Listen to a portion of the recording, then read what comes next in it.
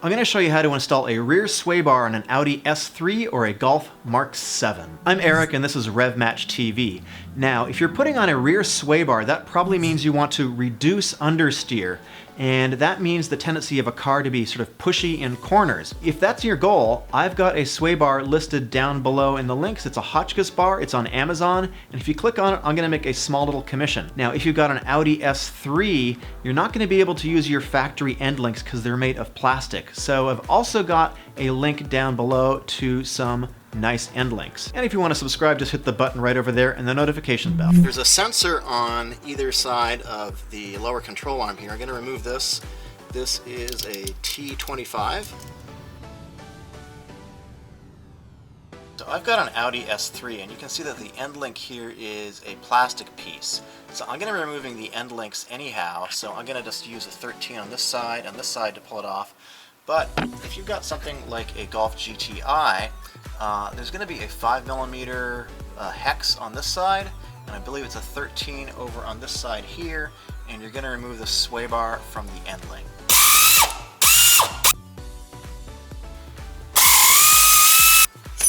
I need to press down the sway bar just a little bit to get that out. I've got this 8mm hex, and this is going to be used to take the brackets off. There's a bolt at the top. There's a bolt at the bottom and there's a bolt at the top of the sway bar. So I'm going to pull this off at each side, and that's the last thing connecting the sway bar. I'm going to use an extension for this because it's pretty long to get up into the top there.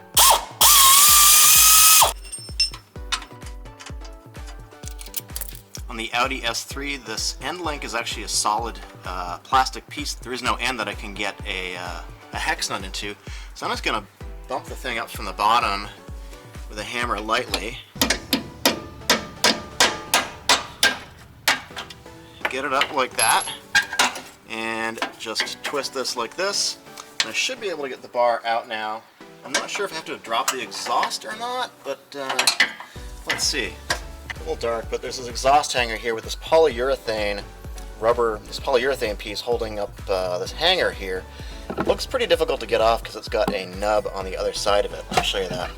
So it's got this nub here. What I'm going to do is I'm going to spray it with WD-40 or some lithium grease, and then I'm going to use some channel lock pliers to try to pull this off.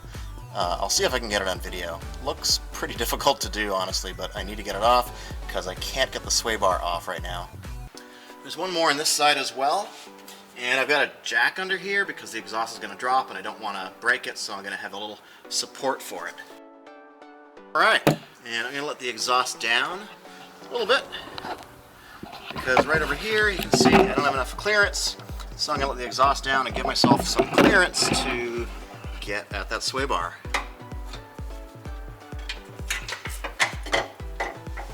So this is the old sway bar, this is the end link, this is the new one. I want to make sure that they are about, or actually exactly the same height, because when you're driving down the road in a straight line, you don't want there to be any preload, you don't want there to be any tension on the bar at all, you want it to be completely able to move, and you want it to load up only in a corner. So these are adjustable. As you can see, these are adjustable here, but once they're in the car I won't be able to adjust them. So what I'm going to do is I'm going to measure this distance here and match it here, and hopefully that will work without preload. I should be able to tell a little bit once I get in the car if it's difficult to get in or not, and I'm just going to try to adjust it and set them so that they're equal on both sides. So this to me looks like it's about 70mm. The next thing I'm going to do is I'm going to install the end links onto the lower control arm. So the tools you're going to need for this is an 8 hex, and that's a 17. And for the bottom of it, that actually attaches to the control arm. This is a 10 on this side, and this is a 6. Socket would have been easier here, but this will work. And I'm just going to kind of put it in loosely so that we have lots of movement and lots of play. The first thing I'm going to do is I'm just going to put these sway bar brackets in really loosely just to hold it in place to stop the sway bar from falling down on me, which it's been doing a little bit. Alright, next thing is I'm going to attach the end links to the sway bar itself.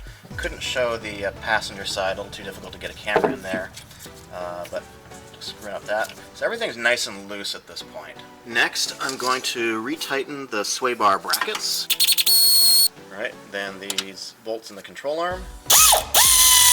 I'm going to reattach the two sensors, so don't forget those. Let's get the exhaust hangers back in. We got two of those on the back and one up in the middle. If you're confused about wheel offset, click on this link right over here. I've got a really detailed explanation of how that works. I've got a news show every Monday covering what's going on the automotive world and social media. So if you want to subscribe, just hit the button right over there, and I'll see you guys in the next video.